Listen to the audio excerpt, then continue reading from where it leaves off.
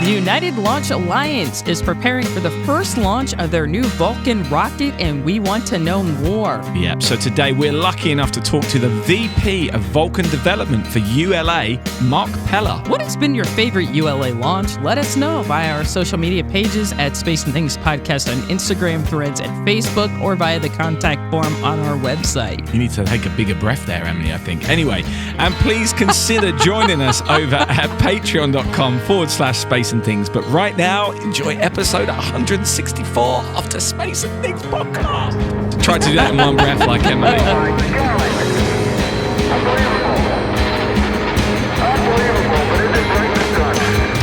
You're listening to the Space and Things podcast with Emily Carney and Dave Giles.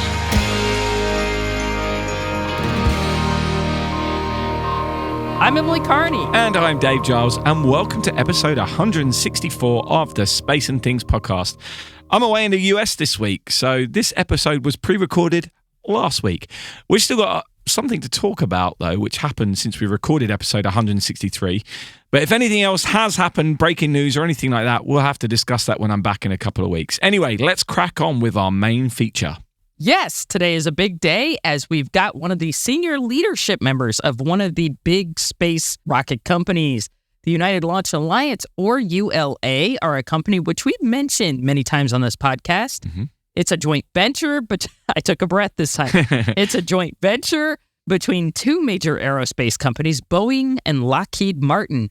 Established in 2006, ULA is leading provider of spacecraft launch services, offering reliable and cost-effective access to space for various missions, including satellites, scientific research, and national security payloads.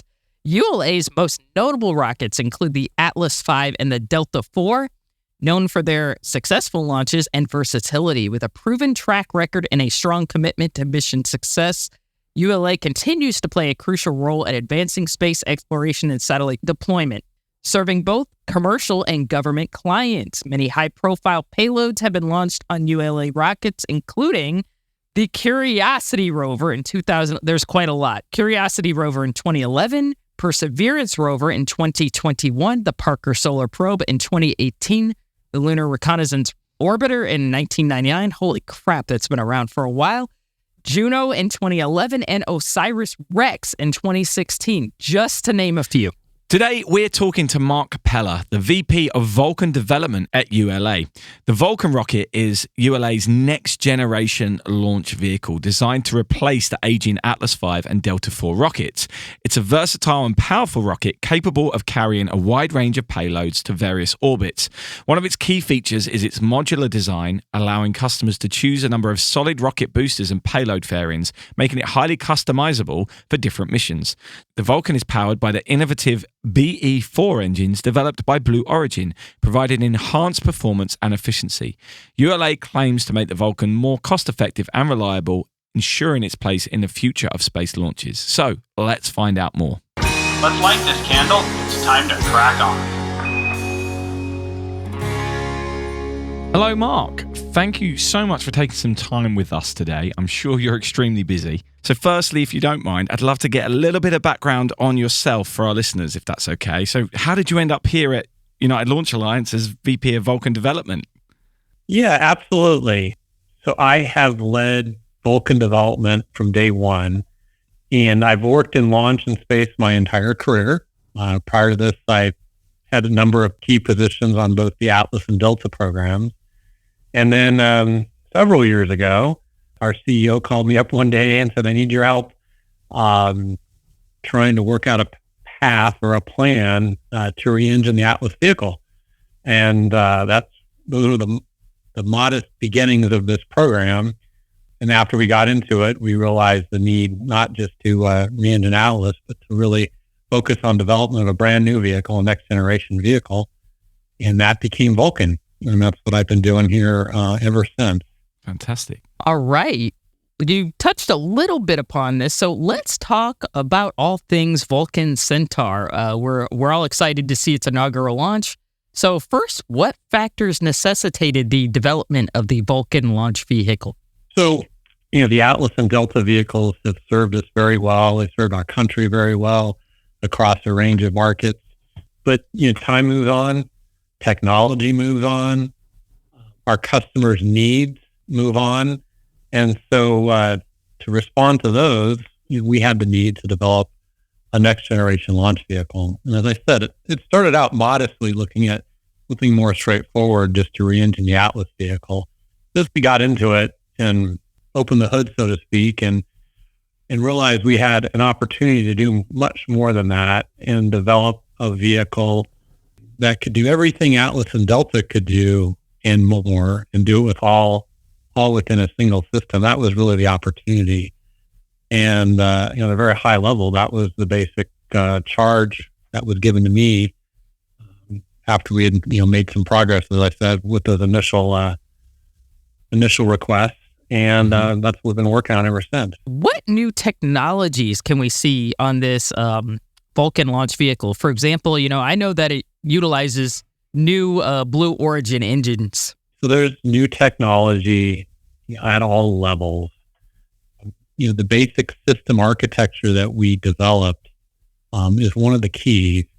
And that, was a very high performance booster that we could adjust its performance through the addition of, the latest generation of solid rocket motors to really dial in the performance depending upon the mission's needs. And how this was significant, as I said, our original task here was to find a way to do everything that we did with both Atlas and Delta, but do it with a single family of rockets. And so this, flexible configuration that we developed allows us to fly the same type of mission we do on Delta IV in a 3-body core, Delta IV Heavy, to do that on a single stick Vulcan. So that single core booster, and just by adding some solid rocket motors to it, gives us equivalent or actually greater performance than that 3-core vehicle. And so that was, very innovative. That was a departure from how we had done things on Delta with the Delta IV Heavy, and a departure from how our competitors and other past rockets have achieved heavy lift performance. On top of that, to build upon that booster performance, we developed the next generation of the Centaur upper stage. Centaur is, the most efficient, high-performance upper stage to ever have flown, and we continue to build upon that here with this new generation. Those are some examples at the system level. Obviously, there's individual, components and other elements of the vehicle that all have to add up to provide those capabilities at the system level. All right. And you touched on this a little bit, but let's talk a little bit more about the Centaur 5 stage. The Centaur upper stage in various configurations has been used for decades. I think they started developing it, in the 50s. So what innovations can we expect from this Centaur? Yeah. So first, this isn't your father's Centaur. This is the next generation Centaur. But it does draw upon those decades of experience with high energy upper stages. So we say high energy, it is a LOX hydrogen upper stage like the previous Centaurs, hydrogen being the most efficient propellant combination in terms of chemical propulsion. Hydrogen, very well suited cryogenic propellant, very well suited to an upper stage application to give us not only that high performance, but longer duration. And then, coupled with the next generation of the RL-10 engine, really gives us, very high performance. The other focus of Centaur has always been on being very volumetrically efficient. In other words, getting as much propellant on board as we can in the lightest possible structure. This Centaur builds upon that experience. It remains a thin-wall stainless steel, pressure-stabilized tank, common bulkhead, so no inert structure. So the lightest possible tank that we could achieve, packing the most amount of propellant. In this generation of Centaur, we took that to new levels. This tank holds about 2.5 times the volume and therefore the mass of propellant that the Centaur currently flies on Atlas. So that's a significant increase in performance that we can offer to our customers. And there's a lot of other technology that, behind the scenes that you don't see. We don't build a Centaur the way we built past Centaurs.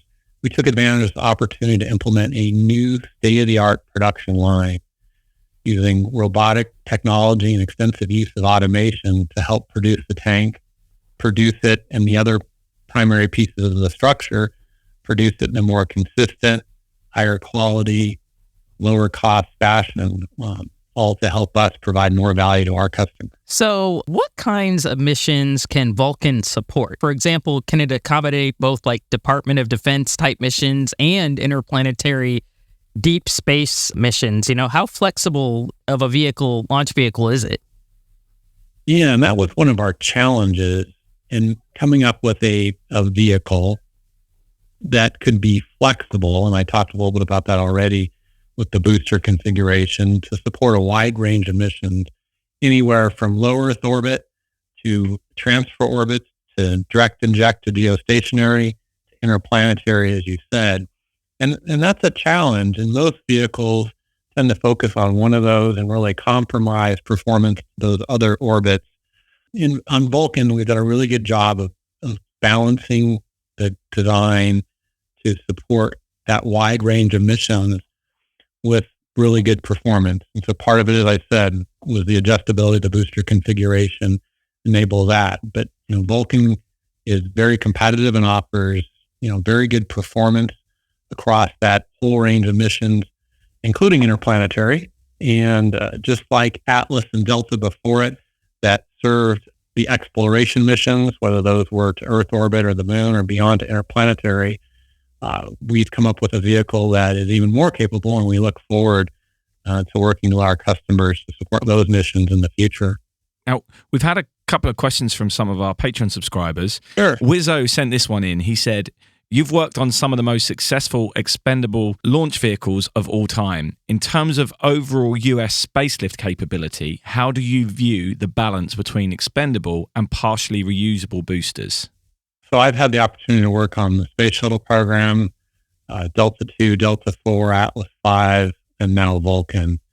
And they all have served their markets and their customers very well and done it in different ways.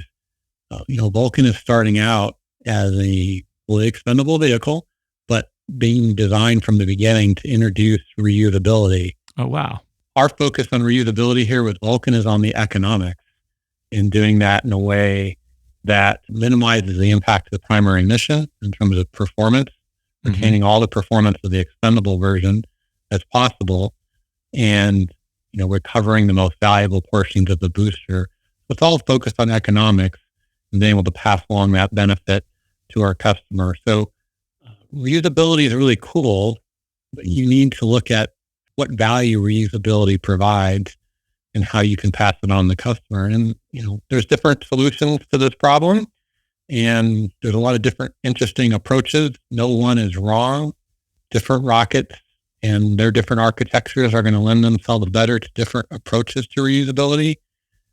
For Vulcan, we think we found a pretty good approach that really matches the system architecture that we've chosen and, best supports our customers and their missions. Oh, fantastic. So we've also had a question from David Cunniff, who said that his question might be a tough one to answer. He says, one of the key benefits of having multiple ways to get to space is to help provide a range of price and reliability options for mission operators. For the US government, ULA has long represented the gold standard for the highest value payloads. With multiple commercial options now available, how does ULA continue to present its value proposition for future launch contracts, as they are most likely highest cost, if not highest reliability and capability option? Yeah, that's an interesting question. First, there's a few probably myths there that we need to dispel. Well, first of all, no one wants their spacecraft ending up in the ocean. Whether you're Absolutely. A commercial customer or, national security or some other very exquisite payload, no one wants it going in the ocean. And I understand some people maybe believe they have relative differences in their risk tolerance, but in the end, they all want to have with very high confidence that the mission is going to be successful. We've been able to differentiate ourselves with extremely high reliability. All of our customers demand something at that level, or at least something very close. And the other part about how does ULA remain competitive or increase our competitiveness in those other markets, beyond national security, and Vulcan is a key element to that. And, we have gone toe-to-toe with our competitors in national security procurement and been not just overall best value, but actually the lowest price provider. And that's the case right now with the Phase 2 national security launch procurement, where we were not just the best value, but the lowest price. But we offer a very attractive product, for all the markets that we serve. And one of the things that Vulcan offers is, very high lift capability in very large volumetric payload capability. When we look at dollars per pound to orbit, when you're able to maximize from a volumetric and payload capacity, Vulcan is very competitive in the marketplace for both commercial, civil, and national security markets. All right. So the next question is, many people complain about slipping launch dates in spaceflight, and the Vulcan launch date has slipped from what it was initially supposed to be. However, ULA has a culture of extensive testing to ensure that its launches are successful. I think you just said it earlier, nobody wants their payload in the ocean. So what would you like to say to those who might be impatiently waiting for the Vulcan debut, and how spectacular do you expect that first launch to be? Good things come to those who wait. Yeah. So first of all, as you said, we have purposely been extremely rigorous in how we test all of the systems on Vulcan, whether it's at the component level or at the stage level, or full integrated system tests like we did earlier this year when we conducted the flight readiness firing. So we're going into our first launch with a high degree of confidence. It has a real payload for a real customer that's expecting that to be successfully deployed, just like all of our subsequent missions. So it may be taking a little bit longer to get there. We had a few challenges we've had to overcome on the path to get there, but the whole focus is in maximizing the reliability and having a successful first flight and putting us in a good position then to turn the corner into recurring operations and continuing that success with our second, third, and subsequent flights. So taking a little bit longer than we had expected, but there's good reasons for that, and it's positioning us well for the future. Okay. And finally, what has been your personal favorite launch? Oh, that's a great question. I don't know if I have a personal favorite launch. People often ask me, the highlights of my career. Getting the opportunity to work on the space shuttle program, work on a program, putting humans into space.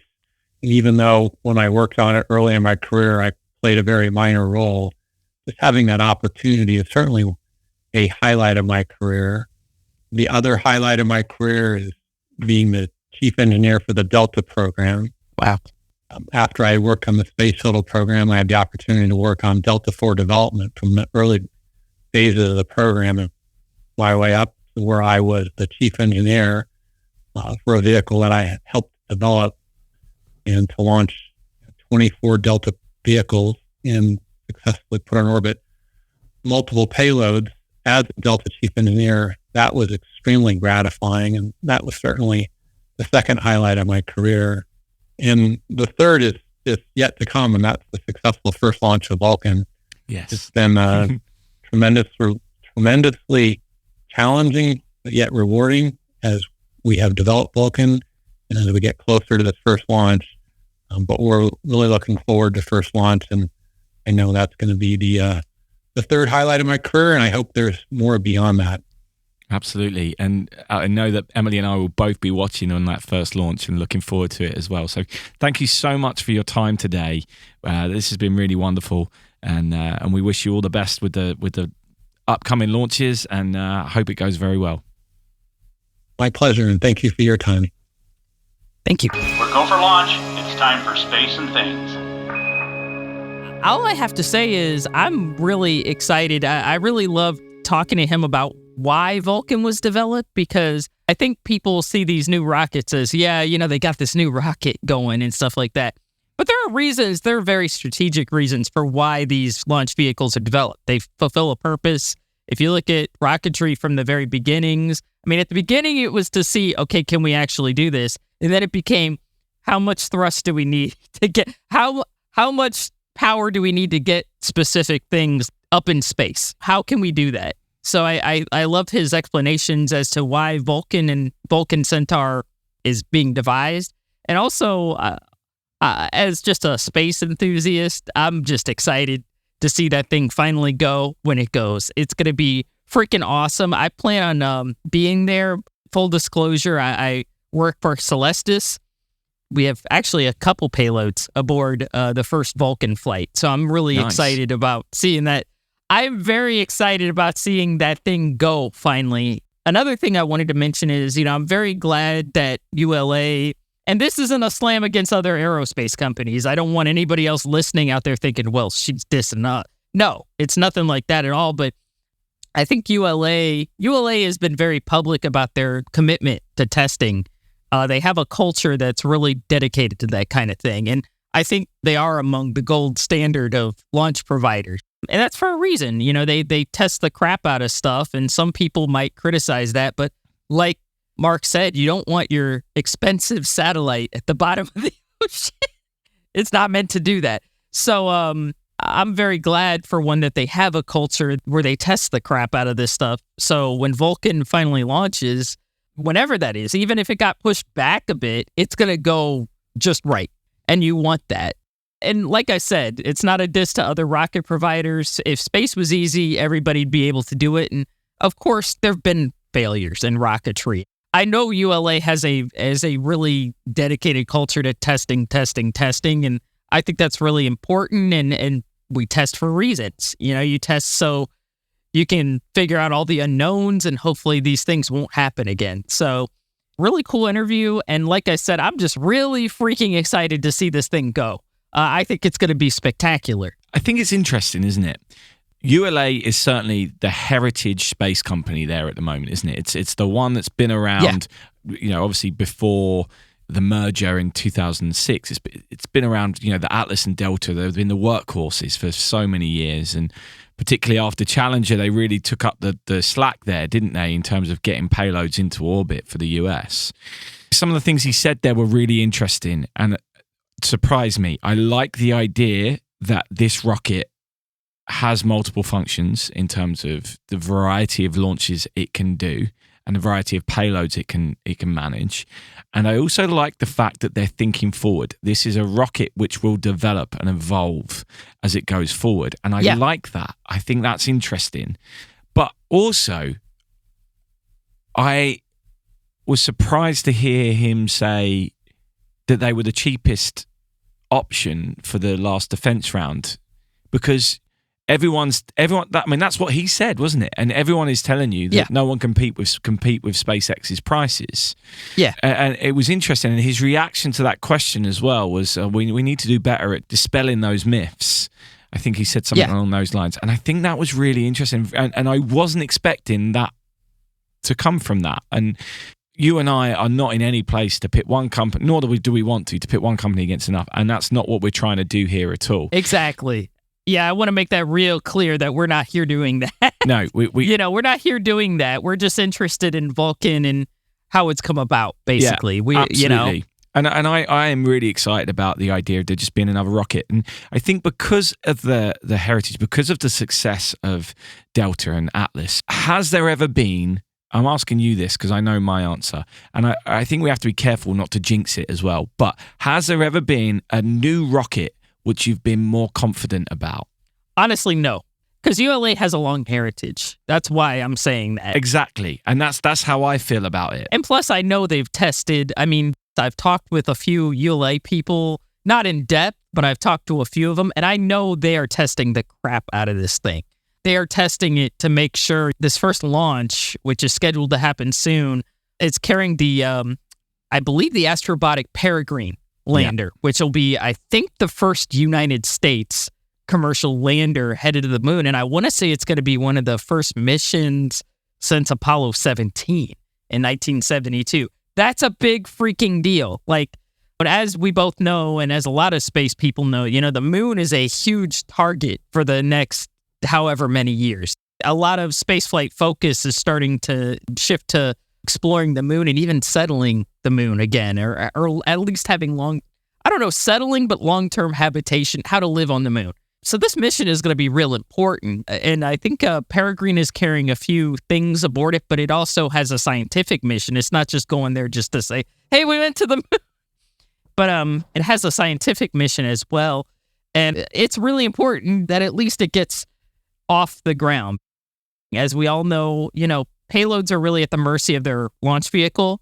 And at least you want to get past that phase, of, okay, we made the ascent, okay, and it's in orbit now. And now we can do TLI and head to the moon and do all the stuff that comes after it. So, yeah, I have all the confidence in the world this will go off well. And I mean, because they've tested the heck out of it. It'd be different if it was, like I said, not making shade on any other company or launch provider or NASA.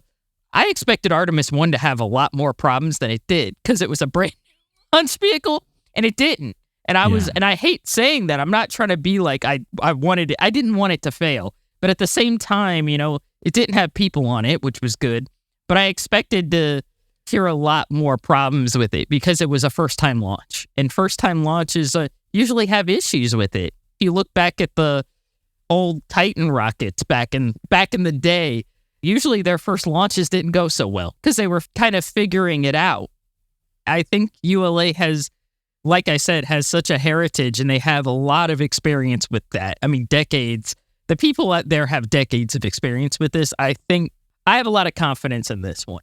My full disclosure, Emily, I mean, you've got a fancy one that you've worked directly with them. My full disclosure is that I have a ULA golf shirt. That's cool, though. I have a ULA t-shirt. Yeah, I do have a ULA. They have some good merch, too. They do. Well, I personally think that ULA suffer a little bit from being the granddad. Does that make sense? Because they are the older company that's been around for, as we've called them, the heritage company, but they're the granddad, really. Yeah. And therefore they're not considered the cool company, are they? And they're not for the cool kids. And I think that's a shame. Yeah. And that's why when I was at Kennedy Space Center and I saw that there was ULA merch, I'm like, I'm buying the ULA merch because they're not the new kids on the block that everyone's raving about, but they've been there, they've done it, and they do a great job. I think it's important that we acknowledge that. I think people find it very easy to criticize things that have been around and been successful. People like knocking things that have been successful, don't they? Yeah, exactly. You see it all the time and as sports people get a little bit older and it reach the peak of their powers, or pop stars and rock stars get successful once they're on their third album and it's good. People are looking for ways for them to... Once they get in their 40s, people are like, man, this person's old. They need to do something, And people want them to fail, don't they? They're looking for ways to criticize them. And I personally find it very difficult with ULA. I think they consistently do a great job.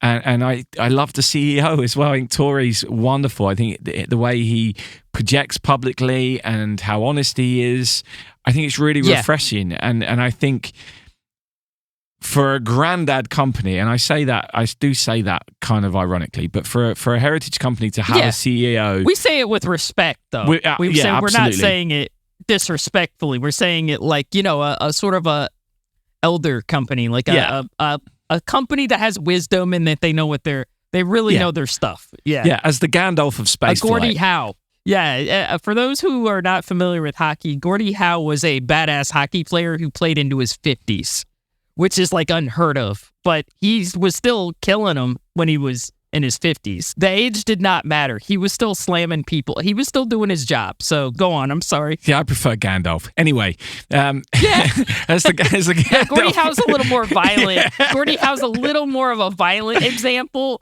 But the point is, an old guy who still had it, even though he was hurting people. Anyway, go on.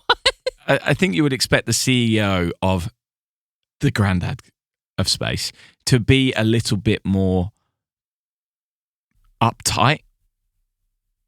Yeah, not as open. Not as do you know almost like arrogant. I would expect more arrogance and uptightness from a CEO of a company that had all these upstarts coming in trying to replace them.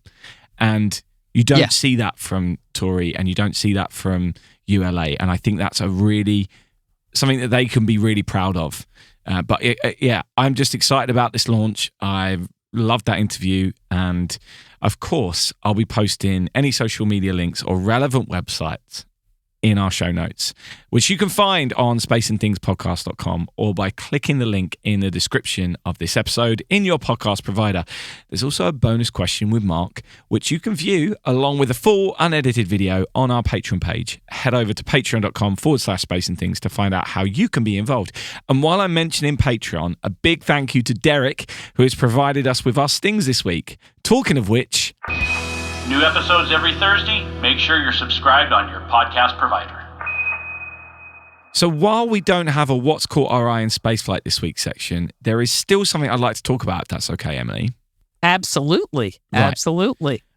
Some of you may have seen this on social media. On Wednesday, the 11th of October, I went to the brand new European Space Agency Conference Centre in Harwell in Oxfordshire, which is my new home county. So yeah, that worked out well. Who knew there were so many space companies in Oxfordshire? I had no idea. It makes sense. It's near Oxford University, but I had no idea. That's cool, though. Yeah, it's cool. So it was a free event, which anyone could get a ticket for, and it included lunch and drinks at the end of the day as well, which is nice. It was produced by our friend Christina Korp, who we've had on the podcast a couple of times, along with the people at Harwell, and it was called the Rise Together Solutions Summit. The basic premise was to bring people together within the UK space sector to discuss how to continue to improve diversity and inclusion. I'll be honest, it probably wasn't something I needed to go to in the sense that I'm not a corporate entity within the UK space industry, nor am I an employer or an employee for that matter. I'm a musician with a podcast. But it still was really interesting. And there were plenty of standout moments throughout the day.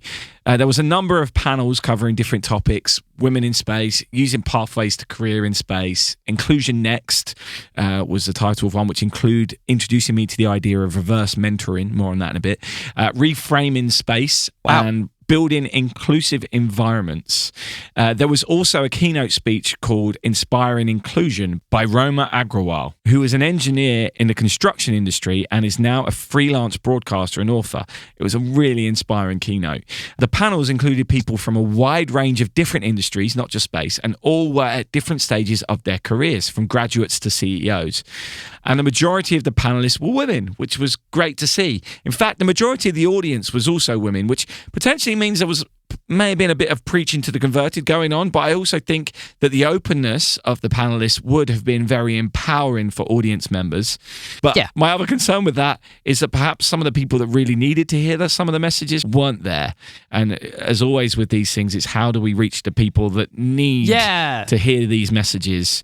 And that's certainly. So my key takeaway from the event, and feel free to jump in and comment in on any of these if you have any thoughts, but number one, there is still a hell of a lot of work to do in order to encourage a more diverse workforce within the space and other sectors in the UK, and to make those workplaces inclusive. However, there are a lot of positives too, and a lot of things moving in the right direction. It's still really important that these conversations take place, as there is a number of people who aren't even aware there's a problem.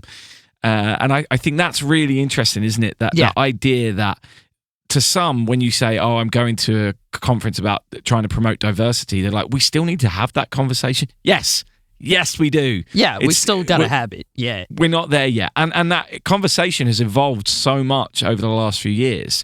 You know, now we're even talking about inclusion. It's not just diversity, it's diversity and inclusion. And I think that's a really wonderful thing that is now happening. So, number two, this was something that I opened my eyes right at the end. An email was sent out to ESA staff in 2019, which informed them that 60% of their workforce will be retiring between 2020 and 2030.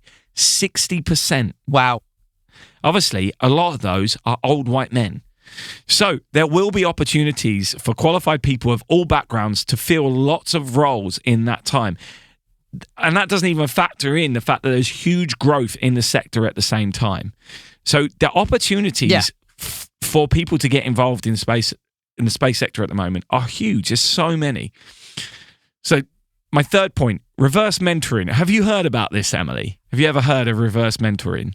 You know, I'm embarrassed. I actually have not. Either did I. I would love to be. I would love to be introduced to this idea because obviously I've heard of mentoring. So this is a really interesting idea, and it's been trialed and been put in place in some of the big aerospace agencies, and I imagine other sectors as well are including this in what they're doing.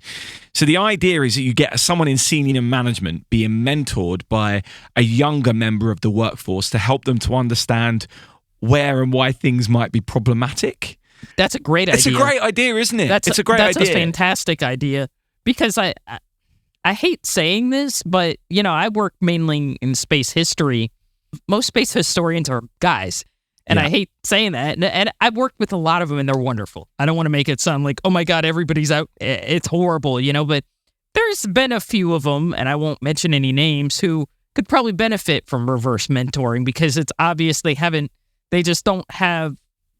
It's not something they're used to. They're not used to working alongside a younger woman or something like that. I don't know. And plus, the way they view certain issues is different because I have a different viewpoint. I've seen things go differently. Not to say that my viewpoint is perfect or, anything like that, but it's just different. I want to see other women enter space history and stuff, younger women. I'd love to see that. But, we have to have sort of that understanding in place of, okay, this is what it's like now versus what it was like in the 60s or the 70s. Yeah, I think that's a great idea. I think it is a wonderful idea. I think it's really important. And it's just something I'd never considered. And the idea of creating safe spaces to be able to have conversations with people and having that system in place where you can actually have a conversation with someone who's senior to you and help them understand the way things are viewed these days. And I think that's a really, really interesting idea. So I'd never heard of that concept before. It's apparently being rolled out in quite a lot of corporations these days. And I'm all in favor of it. Cool. I think it's really cool. So my fourth takeaway is there's an issue with how people perceive the space sector. And what I mean by that is most people assume that there are only jobs for engineers, scientists, or pilots. But obviously, as you know, as a historian and as a media creator, there's a huge amount of jobs that are currently vacant because people aren't aware they exist.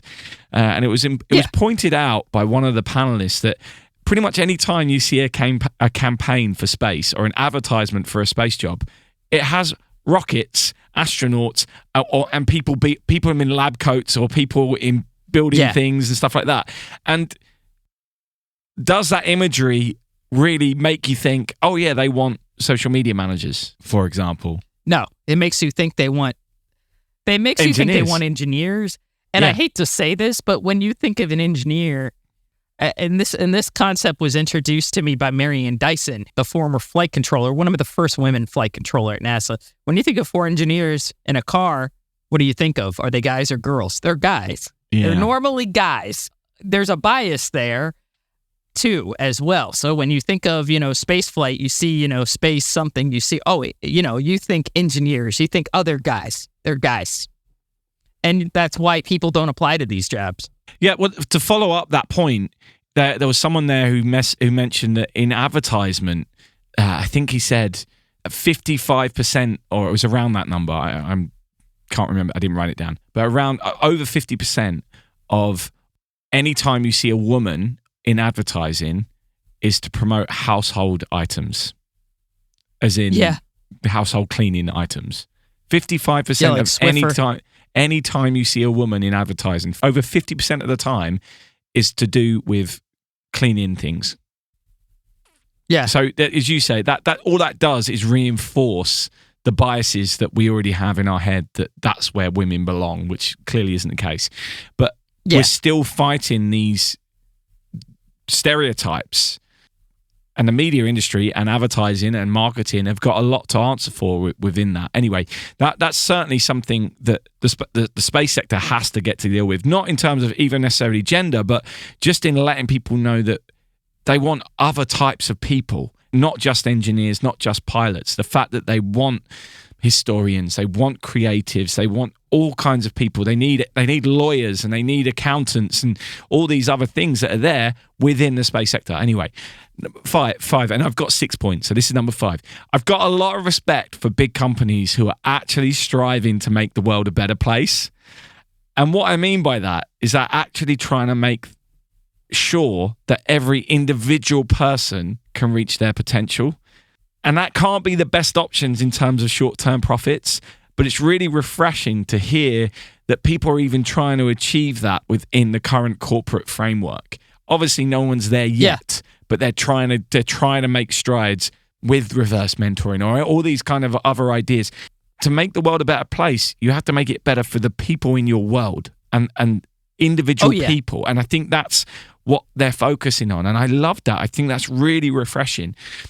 Of course, none of it really affects me because I'm self-employed, but it was still refreshing. I was still inspired and energized to see that those things are taking place. Yeah. And finally on this, I think my favorite part of the day was the Reframing Space panel, which was about creativity essentially and trying to encourage people to be creative within the space sector and the nervousness there is that within the British schooling in particular, creativity is being slammed, like it's being almost pulled apart. There's so much focus on English and math, as you guys say. There's so much focus on those that creative side, those other creative things are kind of getting pushed to the sides and forgotten about. And they were talking about how important it is to be creative and embrace creativity. And here's the example they gave. There was a guy who works for a big aerospace company in Oxford, but it's a fairly big company, and my understanding is they build spacecraft like satellites that get taken up, and obviously they send them up in these small boxes, and a lot of them need to unfold. So they were trying to perfect their folding skills, right? How can you make these things fold better so that when they unfold, less chance of them breaking? How can we make those joints stronger? So they were trying to think outside the box. Who can we get in who knows folding? They employed an origami master. That's awesome. Okay. That makes sense because they know how to fold. And they understand strong joints and how to make things strong. And it's that level of thinking, which I thought, that is genius. That's such clever thinking. And ultimately, if you're trying to get something to fold, speaking to someone who folds professionally or folds to a high standard makes a lot of sense. Yeah. It makes so much sense. That makes sense. Yeah, they're going to understand that, and they're going to understand how to fold something, and if it unfurls, it's not going to get hung up on anything. So it was a really great day. I've now been to my first space conference, Emily. That's awesome. Oh, that's the first of, I think it's the first of many more. Hopefully, yeah. And you'll probably go to, I think you'll go to several of them. And did you get to keep the badge? No. Did they let you keep that? Or, dang it. I know. One time I had a JSC badge and I couldn't keep it. I was like, damn it. That's why I took a photo of it. I think I have a picture of the badge because I had one that was like a paper badge and I still have that one, but I think I had another one that was like the NASA badge, and I was like, oh, I gotta give it. Yeah, I've got all my old paper BBC ones from when I used to do stuff down there. But yeah, it's a similar thing, isn't it? That kind of, ooh, fancy, got a badge. Yeah, like, ooh. I've got an ESA badge. Yeah.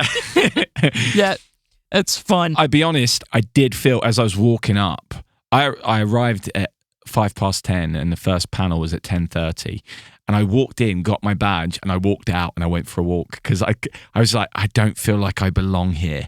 And that I just came back in because obviously I'm not in the space industry and everyone there kind of knew each other. I felt a little bit like, oh, I'm going to step away. But it was all right. I got over that. It's just an alien place for me. What was really nice is there was a space hipster there, Emily. Alan, one of your mods, Alan Bickerstaff. He was there. Hey, Alan.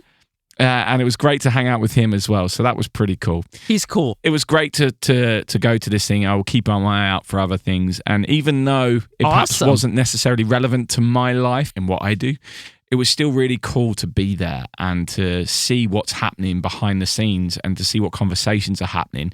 It's quite inspiring, as I said, just to know that there are people in the higher places of bigger companies trying to make the world a better place. I love that. Yeah. I definitely think it's relevant to what you're doing because we're talking about it now, you know, and that to me makes all the difference, you know, that we're discussing it on this show because there's a lot of podcasts out there. I'm not criticizing any of them. I don't want to get hate mail from people like, how dare you diss every other No, it's nothing like that. But These are important things that have to be talked about, and I don't think everybody's talking about them. Either they're not talking about them or they're just not really discussing them like kind of in depth, and you just did. And I think that's awesome. So to me, it's definitely relevant. Well, hopefully someone's listened to this and might go and look up the Rise Together pledge or whatever. There was, there's some of the female CEOs at the end who were there, did a big stand and said, we need to take this forward. We need to take these ideas forward. And it's all there. I'll put some links in the show notes as well. Sounds awesome. Splashing down after a fiery re-entry, this is Space and Things. Okay, that's it for this week. Thank you all for listening. Please let us know what you thought. Get in touch on social media or leave us a review. This is the first time we've interviewed someone from one of the major players in space rocketry. So feels like a big milestone, but hopefully the first of many. Yes, to our Patreon subscribers, thank you so much for your continued support. And we have 70 of you at the moment. We do have 35 more episodes in which to reach our goal of 100 Patreons before show 200. So if you'd be inclined, we do have special things to our supporters. Please head over to patreon.com/spaceandthings to get involved. But don't forget, in space, no one can hear you me. Thanks for listening. This has been the Space and Things podcast with Emily Carney and Dave Giles.